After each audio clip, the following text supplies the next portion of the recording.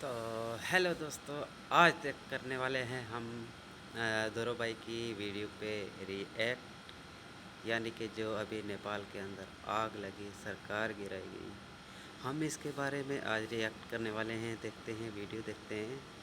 आप साहब के साथ मिलके हम वीडियो देखेंगे कि इसके अंदर क्या कारण हुआ है। और जो दोरो भाई है वो इस वीडियो के अंदर एविडेंस के साथ, यानी कि पूरा प्रूफ के साथ आते हैं। वीडियो में धमाल मचता है। और आ जाओ दोस्तों, देखते हैं हम वीडियो को क्या हुआ। नेपाल के प्रधानमंत्री केपी शर्मा ओली को मजबूर कर दिया है इस्तीफा देने पर। अब वो अलग बात है कि प्रोटेस्ट इस हद तक पहुंच गए हैं कि प्रधानमंत्री के घर पर भी आग लगा दी गई है। पार्लियामेंट भी आग की लपटों में घिर चुका है। फाइनेंस मिनिस्टर को तो सड़कों पर निकालकर जूतों से मारा गया प्रोटेस्टर्स के द्वारा। और इसी सब में एक अनफॉर्चुनेट डेथ हुई पूर्व प्रधानमंत्री की वाइफ की, जब उनके घर पर आग लगाई गई। तो ऐसे में सवाल ये उठता है कि आखिर क्या कारण है इस सब गुस्से के पीछे? क्या सिर्फ सोशल मीडिया बैन करने की वजह से हमें ये सब देखने को मिल रहा है? इसका जवाब है दोस्तों, नहीं। यार ये बताओ मेरे को, मैंने तो देखा नहीं है भाई, सोशल मीडिया वहाँ पे क्यों बैन होया जा रहा है? यार आप लोगों को अगर पूरा नॉलेज है वीडियो के बारे में तो मेरे को कमेंट में ज़रूर बताना। मेरे को नहीं मालूम कि सोशल मीडिया को क्यों बैन किया जा रहा है वहाँ पे। पीछे कारण इससे कहीं ज्यादा और गहरे हैं। आइए समझते हैं आज के इस वीडियो में। ये बात है 8 सितंबर 2025 की। नेपाल की राजधानी काठमांडू में हजारों लोगों की भीड़ इकट्ठी हुई थी प्रोटेस्ट करने के लिए।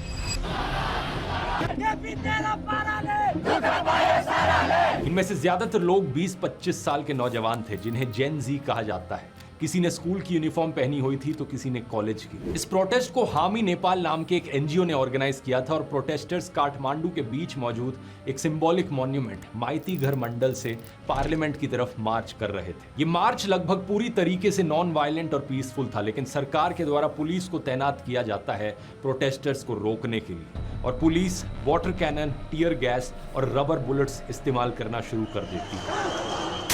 देखते ही देखते पुलिस और प्रोटेस्टर्स के बीच में क्लैश देखने को मिलता है। कुछ प्रोटेस्टर्स पार्लियामेंट कॉम्प्लेक्स के अंदर भी घुस जाते हैं, लेकिन फिर पुलिस जो यहां पर करती है उसे पूरा देश देखकर दंग रह जाता है। पुलिस ओपन फायर कर देती है प्रोटेस्टर्स पर, सीधा लाइव बुलेट से। कम 19 प्रोटेस्टर्स यहां पर मारे जाते हैं। 400 से ज्यादा लोग घायल हो जाते हैं। ये कोई रबर बुलेट्स नहीं थी दोस्तों। देखो, मतलब फायर ऐसे नहीं करना चाहिए था। कुछ भी हो जाए, लेकिन सरकार को ये अधिकार नहीं था कि पब्लिक पे ऐसे गोली चलाए। तो चलो देखते हैं आगे क्या होता है। बल्कि एक्चुअल बुलेट्स थी। मरने वालों में से एक 12 साल का बच्चा भी था। जाहिर सी बात है, इस तरीके की तानाशाही देखकर कोई भी चुप नहीं बैठना चाहेगा। जैसे ही ये खबर फैलती है जनता में, और लोग सड़कों पर आ जाते हैं प्रोटेस्ट करने के लिए। प्रोटेस्टर्स की संख्या बड़ी तेजी से बढ़ जाती है। पूरी की पूरी सड़क लोगों से घिर जाती है। सरकार कंट्रोल बनाए रखने के लिए दोपहर के 3:30 बजे कर्फ्यू लगाने की कोशिश करती है, लेकिन फिर भी कुछ नहीं होता। प्रोटेस्ट और बढ़ते जाते हैं। काठमांडू के अलावा पोखरा, बुटवल, भरतपुर और दमक जैसे शहरों में भी प्रोटेस्ट होने लगते हैं।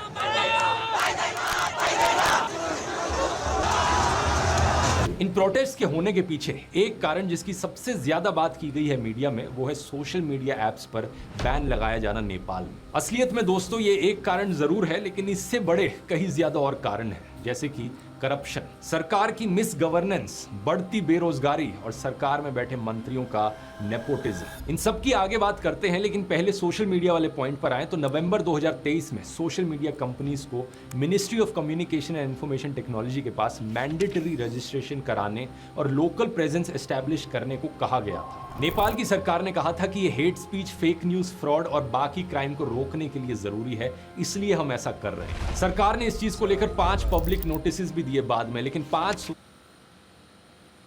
अच्छा, अब समझा मैं मैटर क्या था भाई।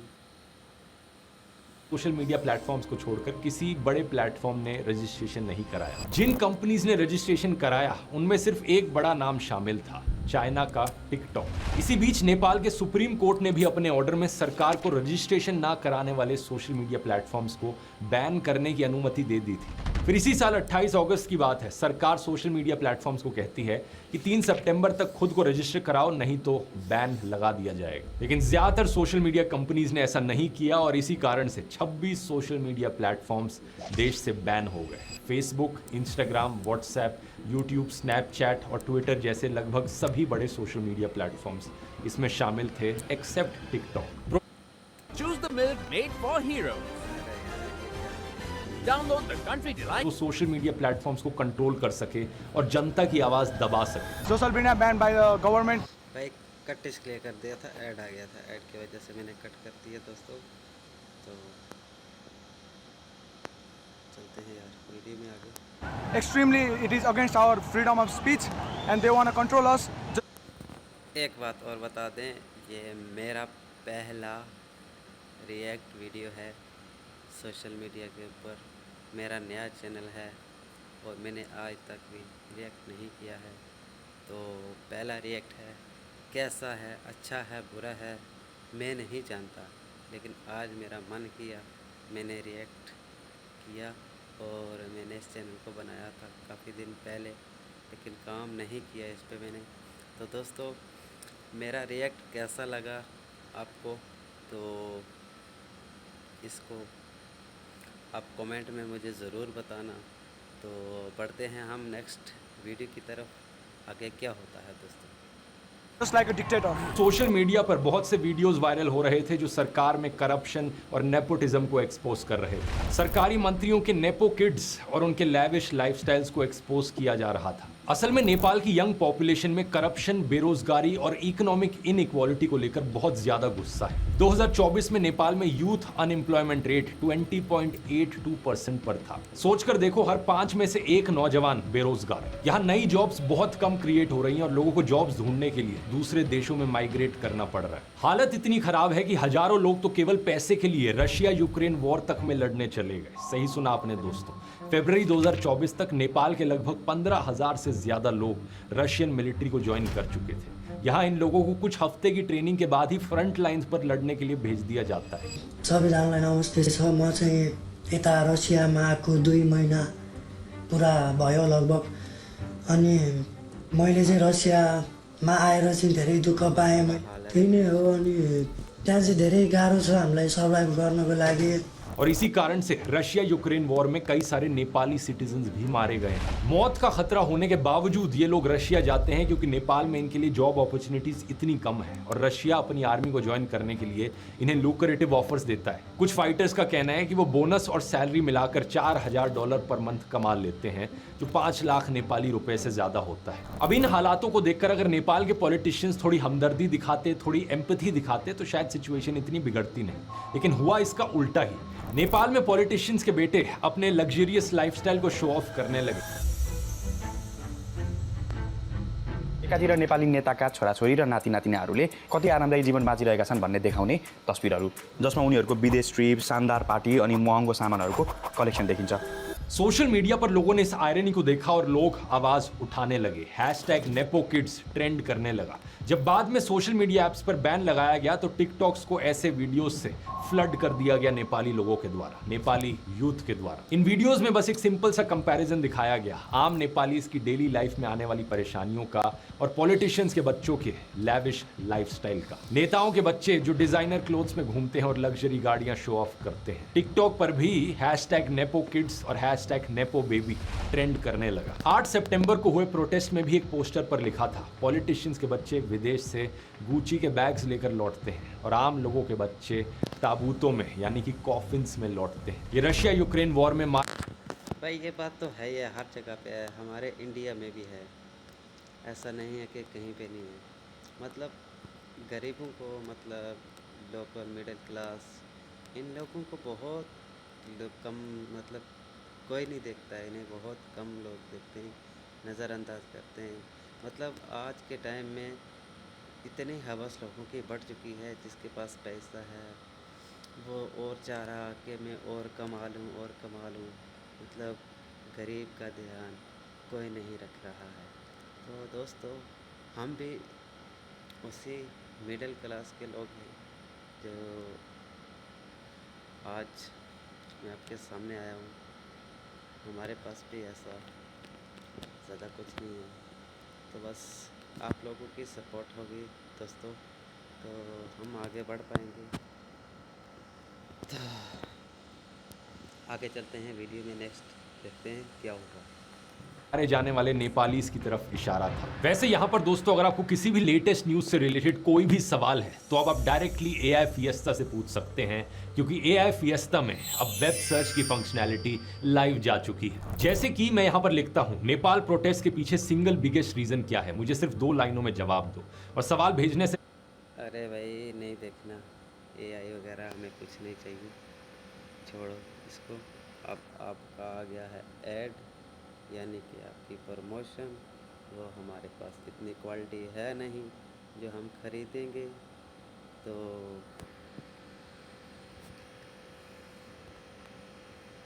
हम आगे वीडियो को बढ़ाएंगे। ठीक है दोस्तों। इसके अलावा करप्शन भी एक बहुत बड़ा मुद्दा है। तो हम आ चुके हैं वापस, यानी कि ऐड के बाद। अब देखते हैं आगे क्या होता है।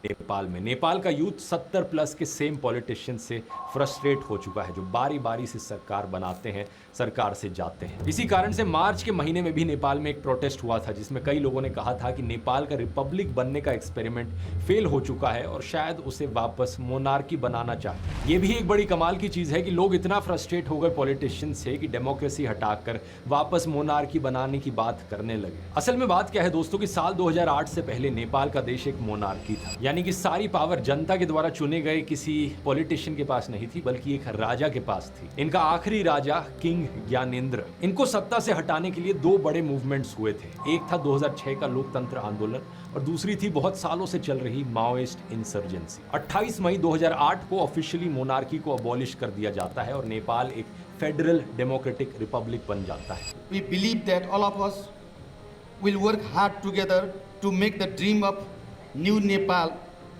come true. तब से लेकर आज तक 17 साल बीत चुके हैं और इन 17 सालों की डेमोक्रेसी में 13 बार नेपाल की सरकार बदल चुकी है। कभी केपी शर्मा ओली प्रधानमंत्री बनते, तो कभी पुष्प कमल दाहाल, तो कभी शेर बहादुर देउवा। इन्हीं 2-4 पॉलिटिशियंस के बीच में पावर रोटेट करती रहती, गठबंधन बनते और कुछ महीनों बाद ही टूट जाते। नेपाल में 2 डोमिनेंट पॉलिटिकल फोर्सेज हैं, नेपाली कांग्रेस और नेपाली कम्युनिस्ट। नेपाली कम्युनिस्ट की 2 मेजर पार्टीज हैं, communist party of Nepal united Marxist and Leninist और communist party of Nepal Maoist centre. यही पार्टीज आपस में और छोटी पार्टीज के साथ अलायंस करके सरकार बदलते रहे, लेकिन इन तीनों पार्टीज के ही हेड्स पर करप्शन का आरोप लगा है। नेपाली कांग्रेस के head former PM Sher Bahadur Deuba पर एयरक्राफ्ट परचेज में इलीगल कमीशन लेने का आरोप है। उनकी पत्नी आरजू राणा देउवा, जो अभी नेपाल की फॉरेन अफेयर्स मिनिस्टर हैं, उन पर नेपाली सिटीजन्स को फेक डॉक्यूमेंट्स के जरिए भूटानीज नेशनल्स दिखाने का आरोप है। ऐसा करने से उन्हें रेफ्यूजीज के तौर पर अमेरिका भेजा जा सके। CPN-MC के हेड और 3 बार प्राइम मिनिस्टर रह चुके पुष्प कमल दहाल पर माओइस्ट गोरिल्ला फाइटर्स के लिए आए पैसों को डाइवर्ट करके अरबों रुपए खुद लेने का आरोप है। और CPN-UML के हेड और current prime minister KP Sharma Oli पर भी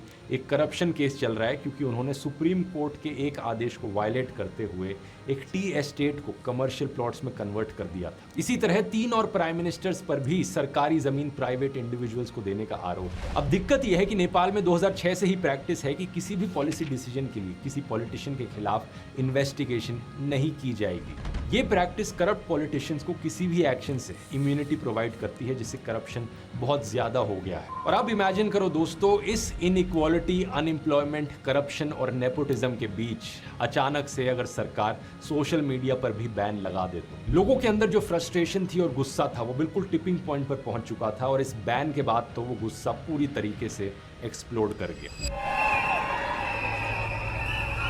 असल में बात क्या है कि सोशल मीडिया ऐप्स पर बैन लगाने से नेपाल में एम्प्लॉयमेंट के जो थोड़े बहुत जरिए भी बचे थे वो भी खतरे में आ गए। नेपाल की इकोनॉमी में टूरिज्म एक बहुत बड़ा रोल प्ले करता है, जो आउटरीच और बुकिंग्स के लिए सोशल मीडिया पर बहुत डिपेंडेंट है। इस बैन ने इस टूरिज्म इंडस्ट्री को पूरी तरीके से डिसरप्ट कर दिया। इसके अलावा लाखों नेपाली फैमिलीज भी इंपैक्ट हुई, जो ऑनलाइन मैसेजिंग ऐप्स का इस्तेमाल करती थी विदेश में काम करने वाले अपने फैमिली मेंबर से कॉन्टैक्ट करने के लिए। एक एस्टिमेट के अनुसार जॉब्स और स्टडी के लिए लगभग 70 लाख से ज्यादा नेपाली बाहरी देशों में रहते हैं। इन चीजों ने दोस्तों इस प्रोटेस्ट को और ज्यादा फ्यूल कर दिया। और फिर जब लोग दोस्तों दोस्तों पीसफुली सड़कों पर उतरे प्रोटेस्ट करने के लिए, तो नेपाल की सरकार ऐसे रिएक्ट करती है जैसी ही कोई अथॉरिटेरियन सरकार हो। प्रोटेस्ट भी नहीं करने देना, पुलिस को उतारो और लोगों पर गोलियां चलानी शुरू कर दो। सरकार अपने बैन को डिफेंड करने के लिए वही नेशनलिज्म का पुराना आर्ग्यूमेंट का सहारा भी लेती है, जो अक्सर सरकारें अपने खिलाफ क्रिटिसिज्म को दबाने के लिए करती है। प्रधानमंत्री कहते हैं कि वो एरोगेंस के खिलाफ है, कुछ ऐसा स्वीकार नहीं करेंगे जिससे देश कमजोर हो जाए। लेकिन अंत में इस सरकार को प्रोटेस्टर्स के आगे झुकना पड़ा। पहले होम मिनिस्टर ने मॉरल ग्राउंड्स पर इस्तीफा दे दिया और सोशल मीडिया ऐप्स पर लगा बैन हटा दिया गया। लेकिन इसके बाद भी प्रोटेस्टर्स शांत नहीं हुए। प्रधानमंत्री और राष्ट्रपति के घरों पर भी आग लगा दी जाती है, यहां तक कि ऑपोजिशन लीडर के घर पर भी आग लगा दी जाती है। आर्मी को हेलीकॉप्टर्स का इस्तेमाल करके मंत्रियों और अफसरों को इवैक्यूएट करना पड़ता है। फाइनली जाकर 9 सितंबर लगभग 2 बजे प्रधानमंत्री केपी शर्मा ओली भी इस्तीफा दे देते हैं। अभी की सिचुएशन ये है दोस्तों, जिस समय मैं वीडियो बना रहा हूं, कि प्रोटेस्ट खत्म नहीं हुए हैं।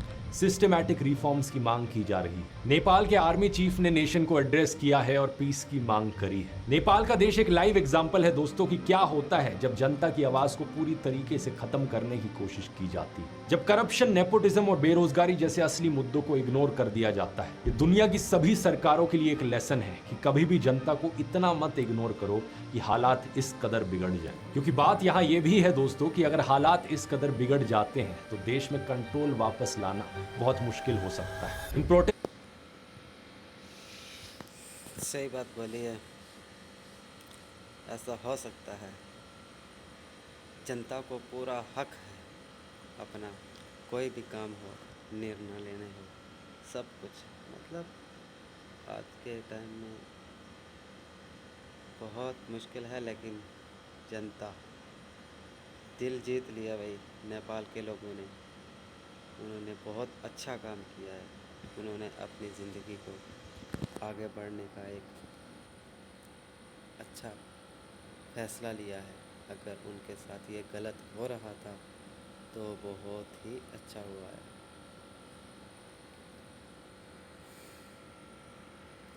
तो चलो दोस्तों, मिलते हैं अगले वीडियो में। यार मेरे चैनल को सब्सक्राइब ज़रूर कर देना, लाइक कर देना, शेयर कर देना, दोस्तों में बांट देना। यार हमारा भी कोई ख्वाब है, उस ख्वाब को पूरा हो जाए। आप लोगों की सपोर्ट होगी तो आगे नेक्स्ट कोई अच्छी वीडियो लेके आएंगे, किसी का अच्छा रिएक्ट लेकर आएंगे। ठीक है दोस्तों।